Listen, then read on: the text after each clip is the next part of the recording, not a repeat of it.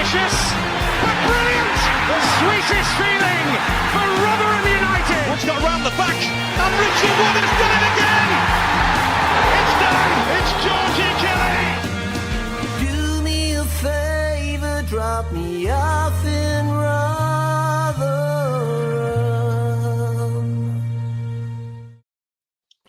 Good evening, everybody. Welcome back to New York Talk. This is the Rotherham United podcast. Thank you all for joining us. One more weekend to go before the season starts, but a lot to cover over the last week or so. Plenty of signings, plenty of goals conceded as well. We'll go through all that. Mick is with us first of all. How are you doing, Mick? I'm all good, mate. Thank you. You? Yeah, very, very good. Thank you. Kev's back. How are you doing, Kev? Good, mate. Thanks. They're loud, them headphones, Mick. Chuffing hell. Are they? Right, I'll turn that down. And Lewis is with us. How are you doing, Lewis, mate? Yeah, I'm good. Thanks for having me. Another debut first. Thank you for being with us, Lewis. Appreciate it, mate. We have people with us in the comments, as you expect. Scott Kent, Andrew Barlow, Terry Fleming, and a few others as well. Harry says, what do you mean pre-season is going smoothly? We lost 5-0 at a top-end championship club who Evans only lost 2-1 to. Absolutely pathetic. Darren Cook's with us, as is Chris Page. We're going to quickly cover the Sheffield United game first of all. Two reasons. First of all, it's only pre-season friendly. And more importantly, 3 out of the 4 of us didn't go to the game. And the one that did was shadowing the media team, so didn't watch most of the game. So we're just going to touch on it very, very briefly. Lewis, you were the one that was there. What was your take and vibe on the whole thing? Well, there's not really much positive to take from it, really. And there's not what you can really expect from a top championship team. They just look better. They just look better than us. But it's like I say, it's still pre-season. There's probably plenty of signings to go. And they're still working at starting 11 and stuff like that. So I won't really say it's a worry or anything like that.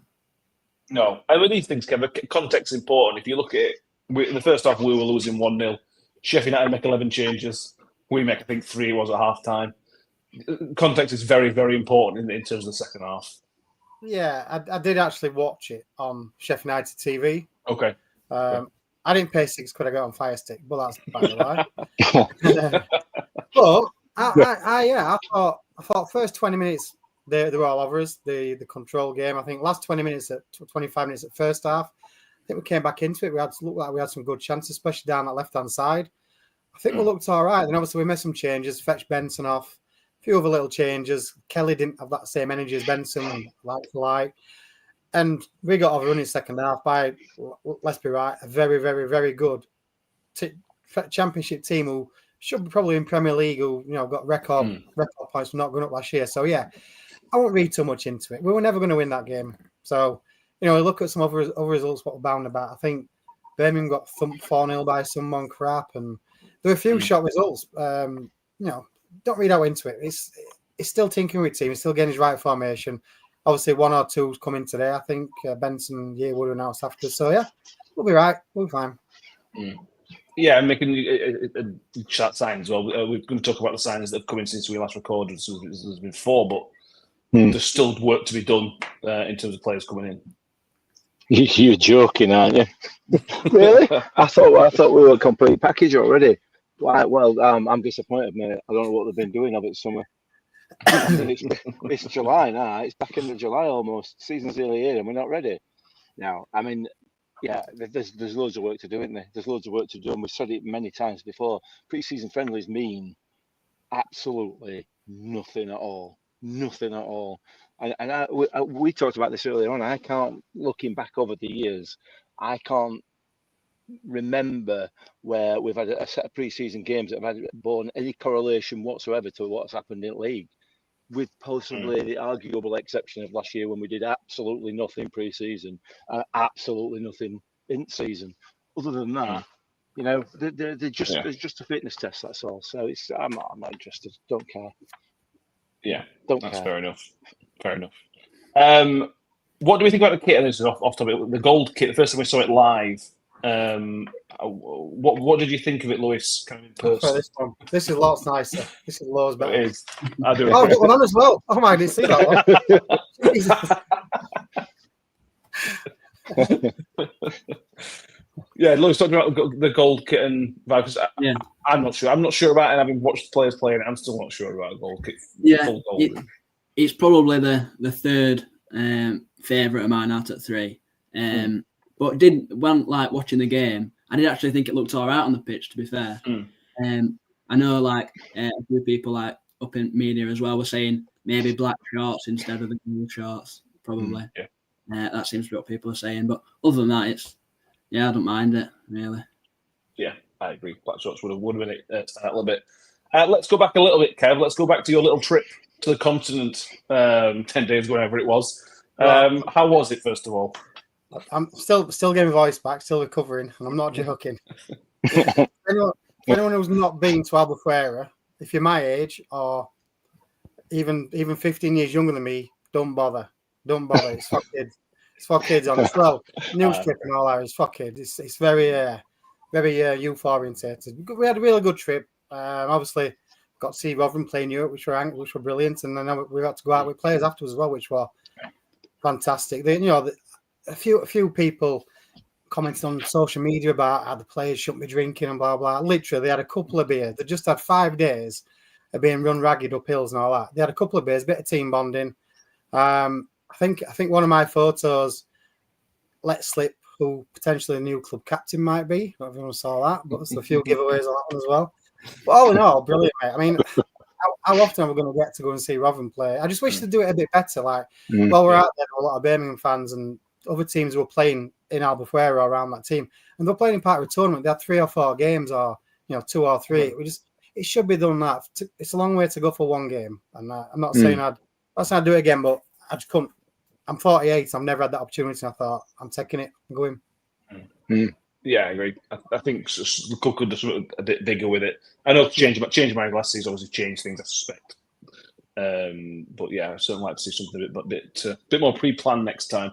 But it's all part of the team. It's not only team bonding, Kev. It's the bit where the players come out after us. It's trying to get that connection back, which over the last 2 years we've lost that, and that's obviously massive for the players to meet fans, talk to fans, and have real conversations. Really, exactly. Like at the ground, we're only a small little ground, and everyone were mingling, and the players made it perfectly clear that they're being Albufeira all the time having a couple of beers, and made no secret of it. And you know what? They couldn't wait to have a chat and shake hands and take photos and have a song and have a sing and a dance and just have a good laugh. Honestly, it was brilliant to see and just great to be involved in it. I loved every minute of it. Yeah, I like the sound of it. Go on, Mick. It's just a surprise, isn't it, that these people have got personalities, and if they're allowed to express them, you know what I mean? I know. All right, a bit of a passive-aggressive dig at last season, but the point still stands, doesn't it? And the more connection we as supporters can get with the club, and the club can get with the supporters, the better it's going to be. That's it. Can't possibly be anything but good, in my view, anyway. Yeah, I did actually tell Jordan Hugill exactly what I thought and what I said on here every single week last year. And I had a few. I'd had a few super box, so I let tongue running wild. I did say to him, "How were your biggest critic last year? I slagged you off every week on Twitter." And he was laughing. He said, "I probably deserved it." And he said to me, "I'll tell you now, I'll get 25 goals." I nearly fell off my chair when he said it. But let's see. He hasn't had a bad start, has he? So No, and that's a really good segue, that, Mick, because there's been 2 pre-season friendlies since we last recorded, and one of them, the first one, we're talking about the Sheffield United one, but the first one was a 3-0 win away at Harrogate. And John Hugill pops away electric.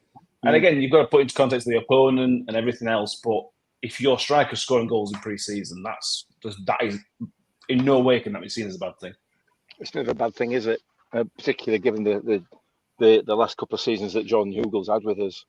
And I don't think anybody, even Kev, I don't think anybody over the past 2 or 3 years has questioned his actual ability. And none of us have. I think we've questioned commitment, maybe, or commitment to the cause or application of that talent over the last couple of years. And to be fair, certainly the last 12 months, you can understand why. 100% understand why. I think things will change with Matt Amshaw, and Matt Amshaw is the type of person of the Warney ilk and other managers like that who will get the best out of players, who will seek to get the best out of players, as opposed to just hoping that they do, and if they don't, moving them on, which is what the last manager would have done. So Jordan Hugill is a prime candidate for having an unbelievable season this year because of what he's gone through over the last year and the way he's been treated, but also because of his ability. The only downside from his point of view is maybe age. I don't know, what is he now? 33 now. 33. So he arguably coming to the back end of it. Well, he is coming to the back end of his career, but at this level, he should still be able to mix it with the best. So it's a big season for him. It's a big season for him. Put your money where your mouth is, Jordan, and I'm sure he will. He will. He's got enough for it. Well, Yeah, exactly. Yeah. It is a big year because if he doesn't have a good year this year, he's either finished completely or he's off the League Two or somewhere abroad. Whereas if he has a good season, Lewis, he either stays with us probably in League One, or he moves on to maybe as a bit part player somewhere else higher up if he shows that he still has that desire and hunger. For the rest of what might only be rest of his short career, it's a big year this year. Well, yeah, because he's out of contract this summer, isn't he? So we'll have to see how he gets on. Is he going to try and perform to earn a contract? I don't know if anyone else in League One's going to take him on anything other than a 1-year deal after this. So, yeah, it's just about how he sees out the rest of his career, really, isn't it? Absolutely is. Paula Rhodes says, a good match on Saturday. I wish we had enough bodies to change the squad at half time. Which is what we've been saying. Chris Mills says, Hampshire is building a strong squad. Let's get behind him. We're getting young players who have a point to prove. Another centre-back, couple of wing-backs, and a striker, and we go from there. What's been your take on the link-up, Lewis, between Nombe and Hugill? They're the only strikers we've got right now. Yeah. So they will be starting against Port Vale unless another injury pops up. Do you feel like that is a partnership that's going to help them both, I suppose? I'd say so, yeah. Compared to last season of Wilkes and Nombe, you've got more like Hugill, more of a focal point up front, compared to like two more players who are going to drift out wide. You've got Nombe who can play off him a little bit more. So it should work well, really. We just need them wing backs, just so we're getting crossed into the box for Hugill, especially, really. Yeah, completely agree. Tom Case says he can help this in reference to Hugill. He can help improve Nombe as well because Hugill is a cleverer player. Yeah, absolutely. And if we get another striker in, I don't know who this other striker is going to be, but just to support them as well. Let's go through the signings, Kev. Let's start with the one that we know about, which is Dan Gore. Now, we only saw him 2 games last year, but from what we saw, we all liked it. We all liked it a lot. I'm just talked about there was interest from other clubs, and I think apparently Championship clubs were interested. It feels like a bit of a coup to get him back, to be honest with you. Yeah, I think so. I think it's testimony to Matt Amshaw, because obviously, let's be right, Dan Gore didn't have a brilliant experience at Rotherham United last year.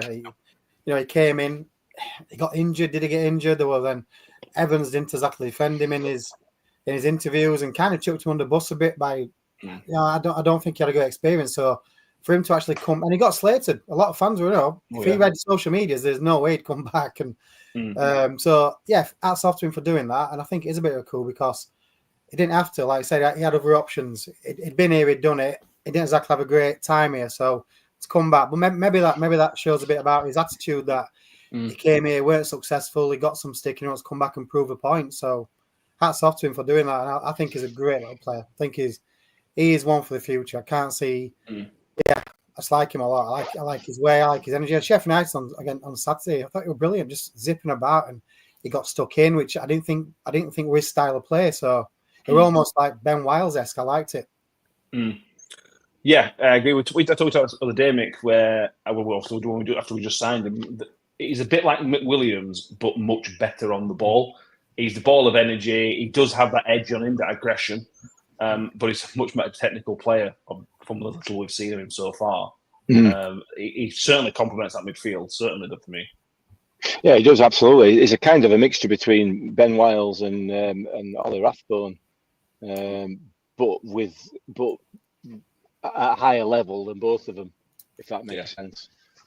Or certainly the potential to reach a much higher level than both of them. So I think it's a really, really good signing. And again, with the manager who's going to put his arm around him and try and nurture him and deal with him as an individual and as a young player, you know, and not just try and kick 7 bells out of him and hope that improves him. Because, well, you know what I mean, because he is that kind of player. You know, he's aggressive and he's, you know, he'll get stuck in, but that is not necessarily the best way to actually deal with him as a player. You know, as your own player, if that makes sense. So I'm really pleased with him. Really pleased. I think that's a really good signing. I know we've only seen what we're seeing of him an hour, maybe we've seen 90 minutes altogether of it. But it looks really, really promising, really promising.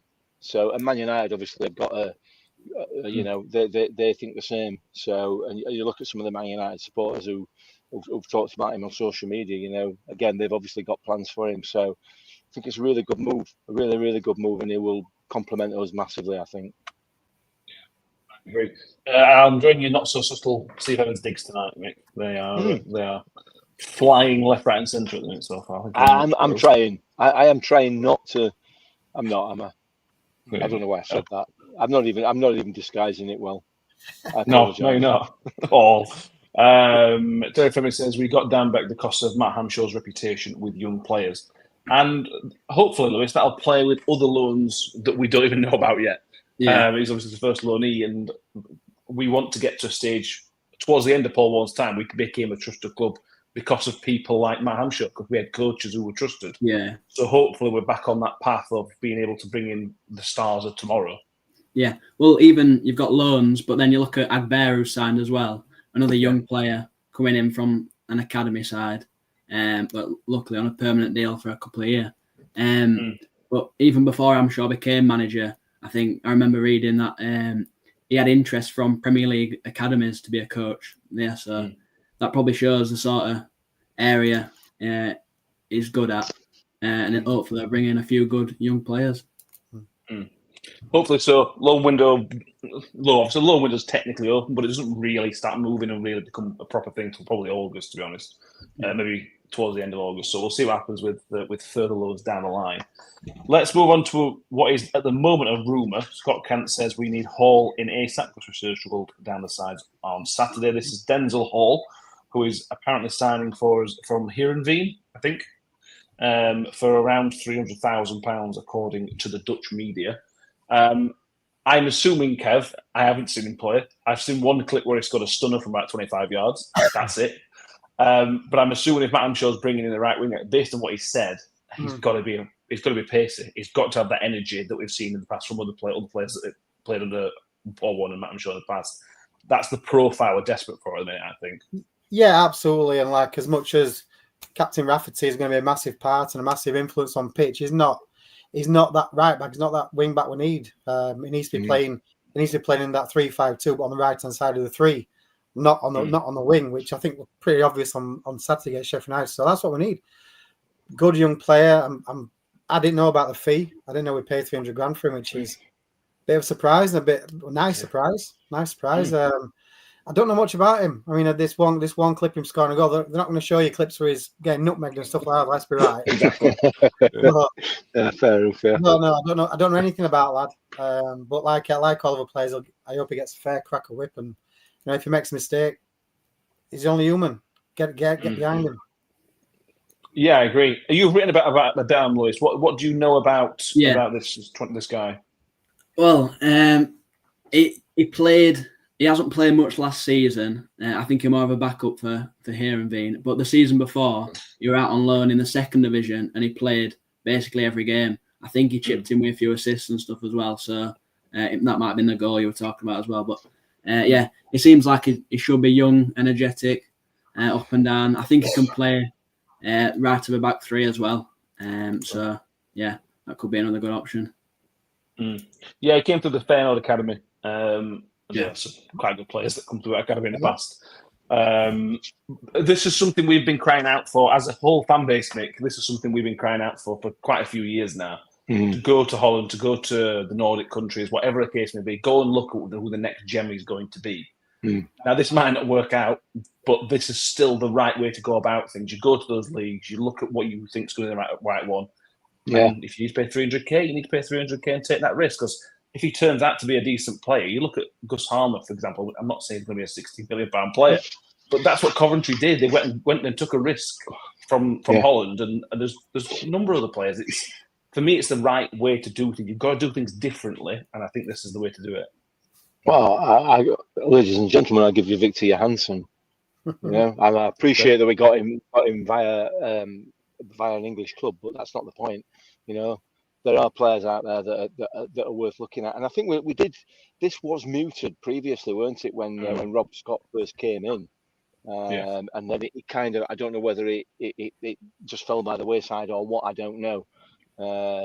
But yeah, absolutely, there are definitely players out there that are going to be better than what we've got in the UK. There's absolutely no doubt about it, and players who would jump at the opportunity to play in England as well, because of how that affects their profile. So it can only be a good thing, can't it? We will pick up some absolute duds, Gisbert, but they're not all Gisbert bosses. There are some decent players, so we'll be fine. It's a good idea, and I like it. And hopefully they're able to progress that a little bit more over the next, whenever Matt Amshaw's here, really. Yeah, you've got the right manager to do it. Steve Evans has got his strengths and weaknesses. One of his weaknesses is not being able to coach a European kind of player. I think maybe this gets Paul Warner on, maybe. Wait while he finds out he's going to Rotherham and not Rotterdam. He's probably just misread his text or something. Oh yes, Rotterdam again. No, mate, Rotherham. Yeah, exactly. Yeah. Different says we didn't know much about Cam before he came in. He was obviously playing Belgium when he signed. Look, I turned out to be a pretty decent player. Yeah, absolutely. Shelley says Powell, Gorm, Williams, Benson. Any one of those three is a strong midfield, Lewis. Midfield's looking sort of. You had Yearwood into there as well, Lewis. Yeah, that midfield's looking pretty good. Yeah, and you've got Kelly as well. Is a 7 and I don't know about y'all, but who you'd start? You'd probably be looking at. I think Yearwood's a bit deeper, more box to box. Kelly, you've obviously got sitting just in front. He's not going to be as energetic as a few others. I think Powell's probably got to start every game based on last season. And then you've got like Gore, a young lad on loan, Benson if he can stay fit, and then McWilliams, whether he was used at wing back on Saturday, and we've seen him there before. So whether he's pushed out to wing back, we'll have to see about that one. It depends who we get in at wing back, I'd imagine, or unless a midfielder's going to have to leave. Yeah, you shook your head then, Kevin. He played a couple of times where we were last season where he did okay. Yeah, I understand he didn't have a great game Saturday though. No, I agree. And someone else, Harry just said Spence. Forgot about Spence. I thought going back, I'll come back to McWilliams, but I thought Spence looked the best player we had on pitch on Saturday. I thought he similar to Gore, but a bit stronger. Got stuck in. Put his centre back. I liked him. But yeah, back to McWilliams. I thought first half of the season last year, didn't like him at all. He was playing out, but then it came the second half of the season. I thought he was brilliant. I don't think he's a right wing back at all. I think he's a better midfielder. I think he's got some good touches. He did a couple of good turns against Sheffield United. I think for a tall lad and an athletic lad, he's got good feet. So I think he's better off not playing wing back. But I really like him, and that now I've just seen some of them names chucking in, and then chucking in Spence as well. I think we're stacked in midfield. I think that's great. Yeah. Yeah, I completely agree, Mick. I think we'll talk about other players that we're recruiting, but midfield for me it's done. Unless some world turns up to suddenly available, midfield's done. I mean, we're talking about Williams there. Williams might even get in team as much as he was a really good player last year, and that's kind of how good the recruitment has been so far, or looks so far in the midfield. 100%, absolutely. And McWilliams, like Kev just said there, he has got all the attributes to be a decent right wing back. He's got those attributes. He's got them in his locker, but whether he's capable of putting it together, consistently in that position is a completely different matter altogether. I would suspect not. So you're right. The midfield is seems to be pretty much nailed, well and truly shut there in terms of depth. So just a couple more additions front and back, and we're not going to be in a bad position. I don't think it's going to be. It's still going to be a tough season. None of us know, what this league's going to be like. If it's as bad as it was last year, then we're going to be sailing. I'm absolutely positive about that. However, it's rarely that bad 2 years on the trot, is it? We'll see. But I'm really, really happy with where we are. But I think, like I said, just front and back, a couple more additions, and we'll be all right. We're good to go. Yeah, I think you're right. We'll come on to the little signs in a minute. But Paul Rhodes says, "Do we need a new keeper?" Stuart Phillips, not. A few other people saying on here about the goalkeeping situation, and a few people on social media complaining about Cam Dawson. I know he made a couple of mistakes Saturday, but he's a goalkeeper who's going to do that. No goalkeeper's perfect. Even Victor made mistakes. Where do you sit on that camp and the criticism that he's coming for? Oh. Yeah, Kev, sorry. Yeah, sorry, Kev. Oh, sorry, mate. No, I like Cam Dawson. I like him a lot. I think he's a solid number. He's definitely number one. We're not getting anyone above him. Guaranteed that. I think Can as a backup is very good. And also, if you do sign someone else, they're definitely coming his third choice. Yeah. I know we sent that young lad back who at Rex. I think who played at Wrexham. He didn't. I don't think he'd go a game out there. But no, I like Dawson. And I think Saturday, half the problem was he made a few mistakes, but it will left at mercy of the defenders. Shocking defending for most of their goals. He made a couple, but yeah, I think he will crucified by defenders at a weekend. And let's be honest, Sheffield United are a very, very, very good team. He's going to concede goals against teams like Sheffield United, especially when criminal defending like that in front of him. So again, don't read too much into it. He is our number one goalkeeper, and he also reads social media as well. So. I think people are a bit harsh. Some critics I've seen about him. He's number one. Back him because he's a really nice guy and all. I think he deserves all the support. Yeah, I'm with you. I'm more than happy with Cam Dawson. I don't think he could have done much better unless you get a young worldie from somewhere, which is unlikely. Paul Derek asks if we think we'll go for Michael Smith. He's going to press them by the looks of it. I don't think he'll come back down here anyway. But right, let's move on to signings that have happened. Lenny Agberi, I think is how you say it, but I don't know. We're just going to call him Lenny because it's easy. Lewis, he's coming from Scotland, Celtic B team. Played, I think, for Ayr last year. What have you made so far of him? Well, I watched him on Saturday. I haven't seen him. I didn't see him against Harrogate. But based off Saturday, what I did like, and I know a few other people said about it, were he got in nice and early. I think an early ball in Ayr. And he's gone up, challenged for it against Kiefer Moore and really put him centre back nice and early. Which is what you want to see. You don't want to see him messing about. But I think on the ball, they kept trying to get it to him. I think he was trying to, whether he's got his confidence on ball yet, but it looked a bit last season like that's what they were trying to get playing right back a little bit, or more than we've seen previously. So I think he's got capabilities of doing that as well, based off what people say in Scotland. And on a 3-year deal, he's only 20-year-old. So hopefully it's someone good for the next few years. Yeah, absolutely. Paul Rhodes says she was impressed with him. Good lad. He fits the profile again, Mick. Young 20-year-old. He sounds like he's a bit of a unit, but it can also sounds like we're trying to get him to play around a little bit. That's the evolution that we're trying to see from the last successful spell we had at the club, is to play a little bit more with the ball, and he appears to be central to that. Great, isn't it? Who knew you could get younger players in and build a team?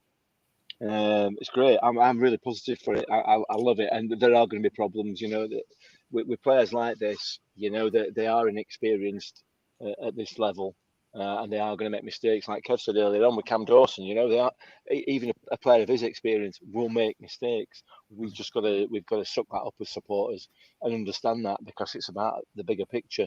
Yeah. And players like Lenny and some of the other players as well, that Dan Gore, whilst he's already obviously only on loan, it's this type of profile that I think is it can only be a good thing for the club, you know. And the more players like that you get in, the more chance you've got of bringing them on, developing, and making some money out of them as well. So all good.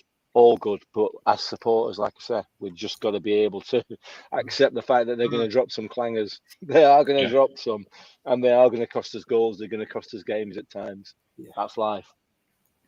Yeah, it's a fee this paid. lad even more so. Sorry, Matt. This lad even more so. Like Lewis just said, and like Mick just said, he's a kid. He was a teenager a few months back. He's a child. He needs, he's gonna make mistakes. He's bound to. And the last thing he needs is to hear 3,000 pissed up morons behind him, like shouting. Do you know what I mean? He needs, he's like that's what I think. Like Cam Dawson, more senior players will put around man and say, because he's going to make them. Let's be right, he's going to make them. It almost reminds me. We had him last year on loan from Sheffield United. That's Sariki or Femi Sariki. He didn't do anything for us. He made a few mistakes. I think he didn't really do much. And he went back to Sheffield United. It was their star player last year at Sheffield. Absolutely quality. He's got so many good attributes, and he's on a 3-year deal. Someone just put, I can't see him being starter, but Tom, I think he will. I think he's been brought into play. I think Ami's the one who will say to me, if he makes a mistake, head up, don't matter. You're human. Carry on, get on with it. I think we'll see better and we'll see worse. Yeah, I agree. And I think this is the change going forward, Lewis, that we're all going to maybe need to get time used to it. We're going to have to accept mistakes, not just from Lenny. Under Steve Evans last year, that our mistakes weren't tolerated. And that's been very successful for Steve Evans in the first time round. Other clubs that he's been, it's been very, very successful. Matt Hamshaw's style, we're early days, but the style seems to be that, right, you're going to make mistakes. Don't worry too much about them, because I think you're a fantastic player. I think you'll do well in the end. But as a fan, that's going to take maybe a little bit to get used to those, like Mick said, those game-losing things that are going to happen. Yeah. I think, like I said, bringing in younger players, if he's going to try playing around front back more, like Kev said about Dawson, and then you've got Rafferty, if he's going to play more part of back three, like a captain. You've got Hugill up front, Kelly in midfield. You have got a good amount of experienced players in there as well, to complement these younger players who we're hopefully bringing in. Yeah, I agree. Last year with too many experienced players, not enough youth players. This year it seems like a good mix. Right, Yearwood, Mick. Feels like one of the most protracted signings of recent years, to be honest with you.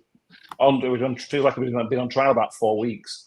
But again, 1 year plus one as an option, because there's some obviously potential issues with his injury history.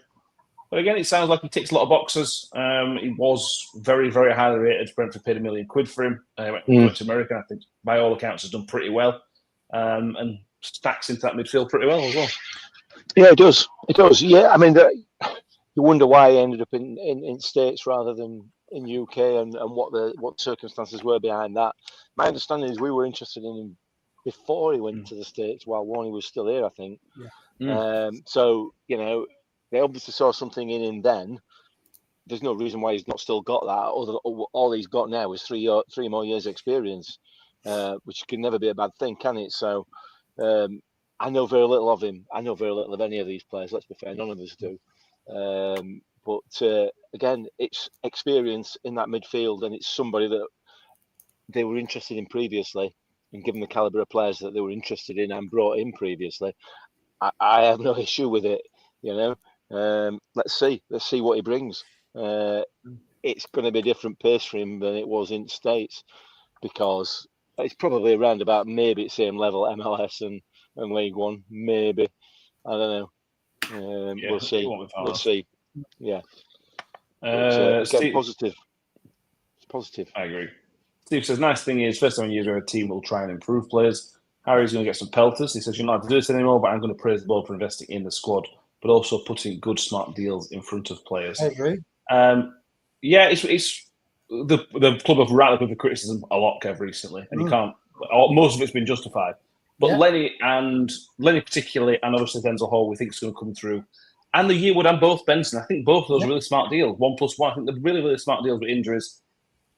Again, it all just seems smart, and I can't think of another way at the minute. Everything just makes sense for me at the minute with all the transfers. Yeah, definitely. I think I agree with Harry, and I'm not I'm not praising Tony Stewart anyway, because obviously, like we know, it's a centenary year. It's shocking. There's no, apart from selling 90 quid watches, what we're for a tenner, we're not doing much else, are we?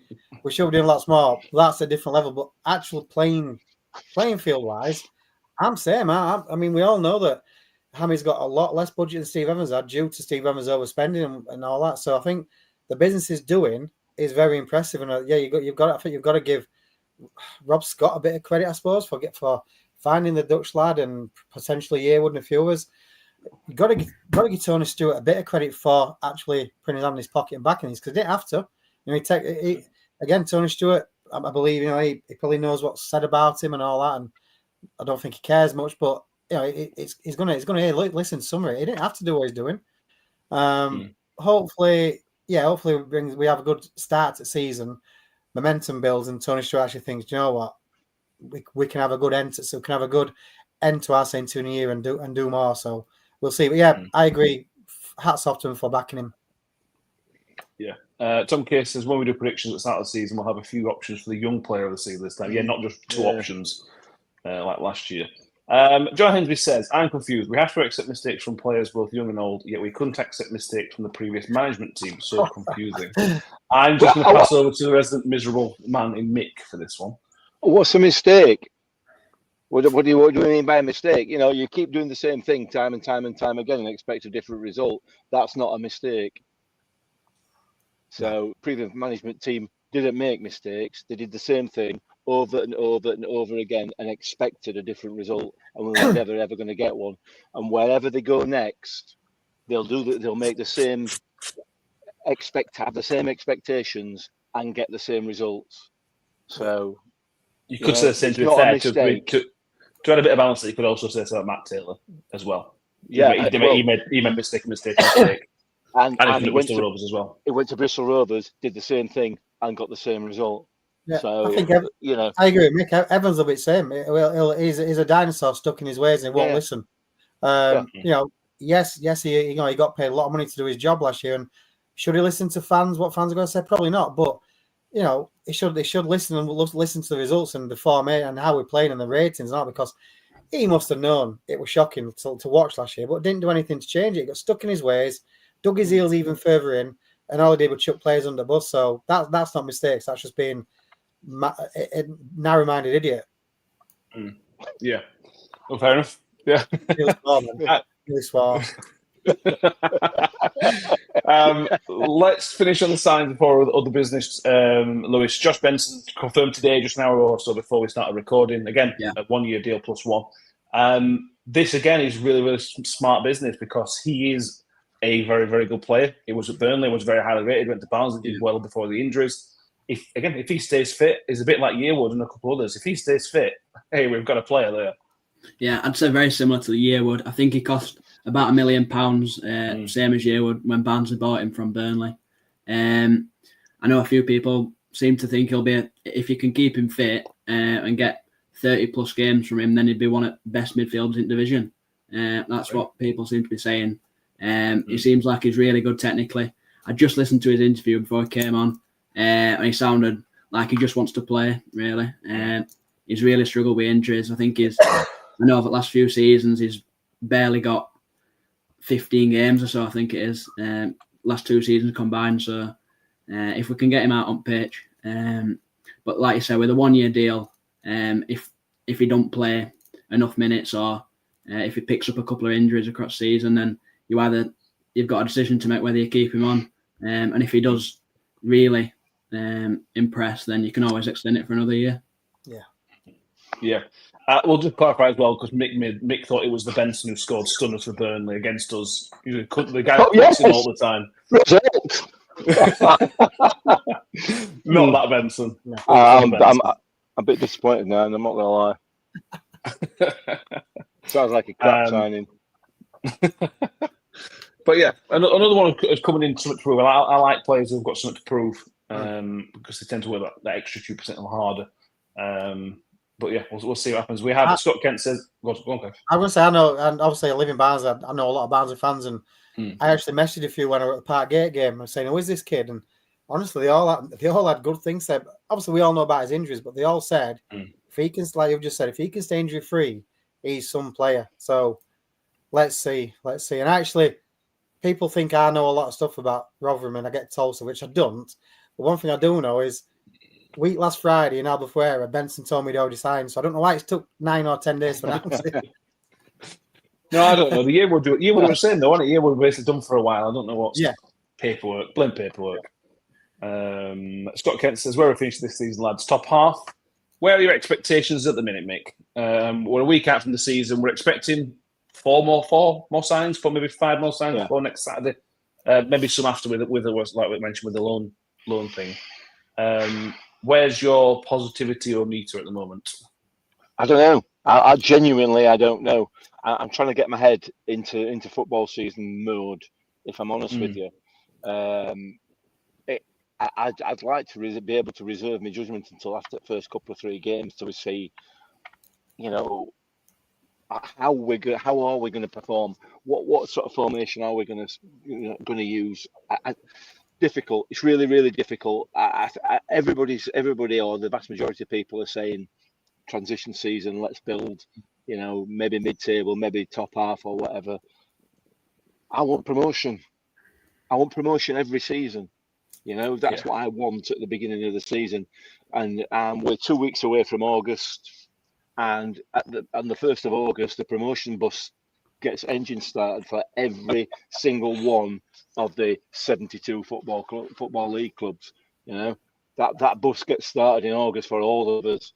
And I don't think I'll be any different this year. That's what I want out of this season. Yeah. Come 3rd, 4th of August, I might be revising me like most fans of the other 72 football league clubs. I might be revising me with predictions, but I want to get promoted. Yeah, absolutely. Tom Case answered it pretty well, actually. Starting 11 is good enough to challenge for the playoffs, but the squad depth is letting us down, Lewis. I think that pretty nails it pretty well. And that's what hopefully this next week or 2 before the season starts is about. It's about making sure you have those subs you can bring off the bench to challenge throughout the 90 minutes rather than the 60 minutes and then you've got nothing to change. Yeah.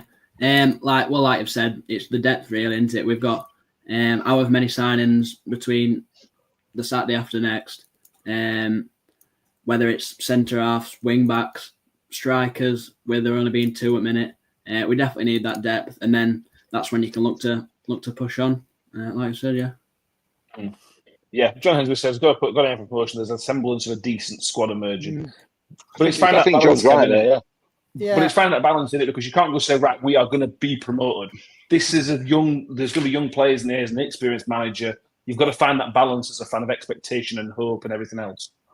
Yeah, again, going from some conversation I had over Friday, the players, especially Rafferty, I've talked to him for ages, and honestly, his love for the club, he would tell in his eyes, his young son's 5 or 6 years old, 6 months old, and he's Rotherham through and through. He's wearing the kit, and honestly, the whole group of players that were saying how, because I was laughing and joking, saying mid-season, blah blah, they're in for promotion. Honestly, they were all saying how they believe they've got a good enough squad or building a good enough squad to challenge for promotion.